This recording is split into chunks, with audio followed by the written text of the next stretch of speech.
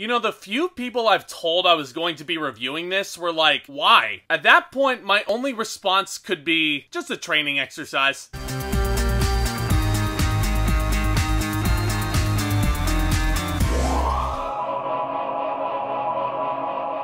What's going on, y'all? Welcome back to yet another brand new movie review here on my channel, and as always, I thank you all so much for stopping by, and I hope you enjoy your stay. And also, welcome to a brand new series here on this channel, because yes, ladies and gentlemen, I'm taking the leap, and I'm going to, just for you all, and let's face it, also myself, because, you know, best film franchise ever. I will be reviewing every single film in the Marvel Cinematic Universe on this channel. And I'm gonna try and get them all done before Black Widow releases on May 7th. And again, there's no set schedule for these reviews. And I think these will be super fun to look back on as we build up to this new injection of content that we're getting from the Lord himself. You genius, you. But today's topic, of course, is the phenomenon that started it all, Iron Man. And this one was directed by Jon Favreau, who I've already talked tons about on this channel. One of the most imaginative directors working right now. And of course it stars Robert Downey Jr. as Tony Stark, a billionaire industrialist and super genius inventor who's conducting weapons tests overseas. But a group of terrorists known only as the 10 Rings kidnap him in Afghanistan, and they force Stark to build a missile for them. Instead, he builds an armored suit and escapes his state of captivity. Once he returns home, Stark refines the iron suit and decides to use it to combat crime and terrorism, as opposed to what Stark Industries was all about, crafting weapons of mass destruction. And just in case, just for like the, I don't know, the two of you who haven't seen it, I'll give you a fair warning that this video will contain some mild to moderate spoilers. You've been given your fair warning. But let's go ahead and talk about this first Iron Man film, because boy howdy, where do I even start? And what else really is there to say about this film that hasn't been said already? Iron Man is an instant classic. It was back when it first came out in 2008, and almost 13 years after the fact, it still holds up as one of the MCU's absolute finest. It was not only the main catalyst that kickstarted this whole universe, and it not only kickstarted a global phenomenon, producer Kevin Feige with this whole idea, I feel like started a whole new revolution in cinema. I mean, let's face it, because we all know this to be a fact. The Marvel Cinematic Universe is and was a massive game changer in blockbuster movie going. It's been that way since day one. And now every major studio is trying to replicate what Feige's been doing here. And it's been done to varying degrees of success / failure, depending on how you look at that. And there would be no MCU. There would be no idea of what a cinematic universe even was, or if it could even work. None of this would even exist without this film right here. And likewise, I don't think the whole MCU would have existed without the casting of Robert Downey Jr. as Tony Stark.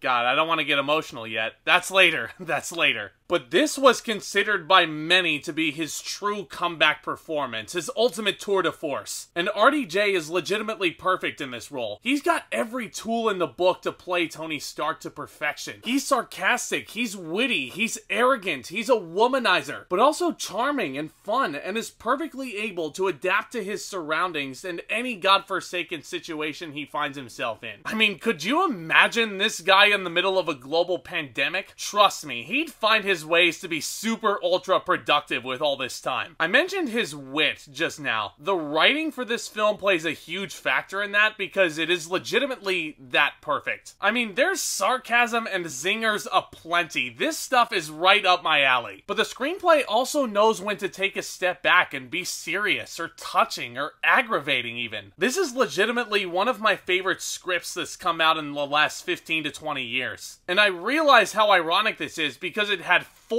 different writers attached to it, but man, they just clicked and were on the same page from page 1. And yeah, that pun was not intended at all, trust me.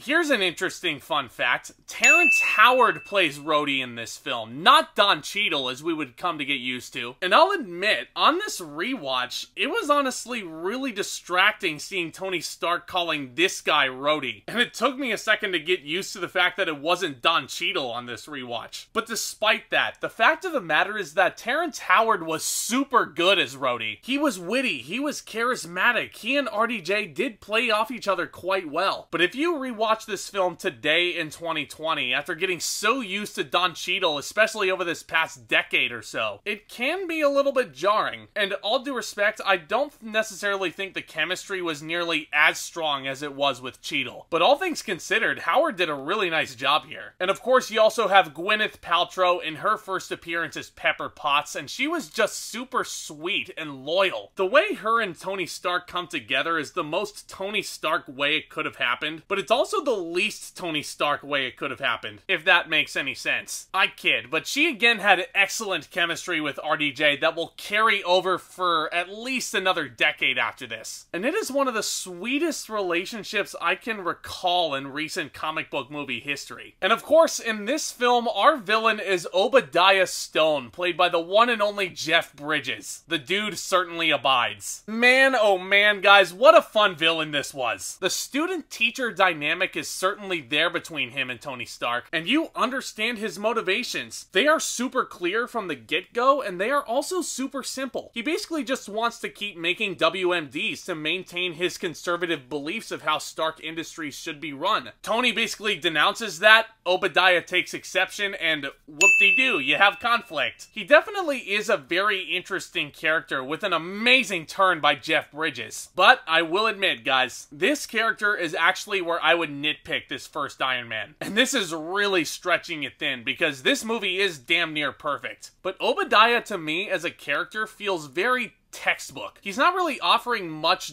difference to this type of character. It's almost like if Liam Neeson as Ra's al Ghul was this big corporate mogul instead of this badass samurai warrior. And I won't downgrade the film too harshly for this, but as I was rewatching it especially, that was a thought that I could never let go of, is that this villain is way too similar to the one in Batman Begins. I mean, if you really wanted to be harsh and nitpick this movie to death, you could honestly say that this plot and Batman Begins are very, very similar and very parallel to each other. But again, this is just my opinion. I did not have too big of an issue with this ultimately, because I really still did like this character, and I loved Jeff Bridges' performance even more. I mean, this guy was fucking deranged. Because I also gotta say, on this rewatch here, alright, fuck it. Mild spoiler. It's a 2008 release.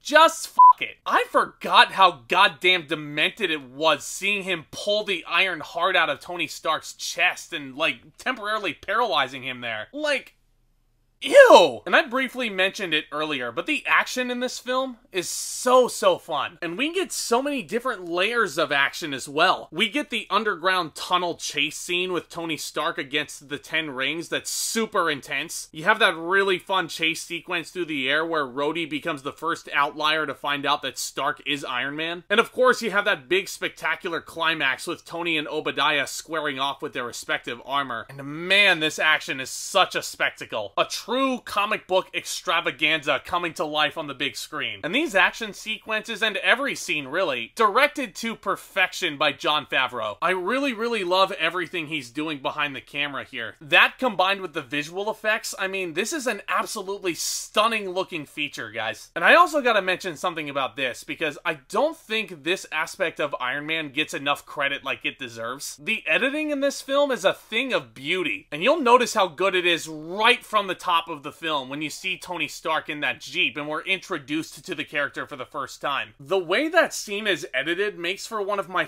favorite character introductions ever. I mean, it shows the boombox playing AC/DC, which is a great choice for the soundtrack to complement an excellent score. Fun fact, that score was done by the composer for Game of Thrones, actually. But you see the boombox, then it cuts to all the other soldiers in the Jeep, and then you see that hand holding up the half-finished drink, and you could tell right away, without any dialogue really, just with this editing, we know who Tony Stark is, we know what his personality's like, and we know what he's all about from the get-go. I mean, it's genius filmmaking, guys. I cannot praise the first Iron Man film enough. It's one of my favorite MCU films still. And then on the other side of the spectrum, you have the ending. And okay, yeah, I actually won't spoil this one, but the way this film concludes was so unique for any other comic book film at the time. I mean, despite its more traditional flaws, you can nitpick this film all you want, but I really, really love Iron Man. This film is truly special because it not only figuratively and literally started a new age in cinema, but it's just so damn good. It's so well made, guys. I'm gonna give Iron Man an A. You know what they always say, my friends. You never forget your first. And this film obviously retains all the charm and the spectacle that it did when it first came out in theaters 13 years ago. And one last thing. I gotta talk about this post-credits sequence because this was the first of its kind. It was very simple, to the point, and everybody in the theater lost their fucking minds. Because that's when they were made aware that Kevin Feige was trying to make this Avengers initiative a real thing, with Samuel L. Jackson at the helm as Nick Fury. God, do I still feel bad for all those people who rushed to the parking lot completely unaware of what was happening. But have you guys seen Iron Man? Do you guys enjoy it? Do you not? What is your favorite film in the Marvel Cinematic Universe? I would love to discuss all of these thoughts with you and then some, all down there in the comments. And if you guys are enjoying my content, and if you guys want a place to continue discussing cinema and all things entertainment with me, this channel may be the one for you. So if you guys are new here, please do consider hitting that subscribe button down below as hard as you possibly can. That way you guys can be the first ones to know anytime I upload a new video over here, and also, it is free. It really does help me out. It really does help the channel out. And if you guys do enjoy the video also, please be sure to leave me a thumbs up on your way out. I would really appreciate that. And as per, look out for more exciting content hitting the channel very, very soon, including my next installment in this MCU playlist. We're going to be looking at The Incredible Hulk. Thank God this version didn't come out in the year 2003. You guys are all awesome. Thank you all so much again for your support of the channel up to this point. With all that being said, back talk, commence.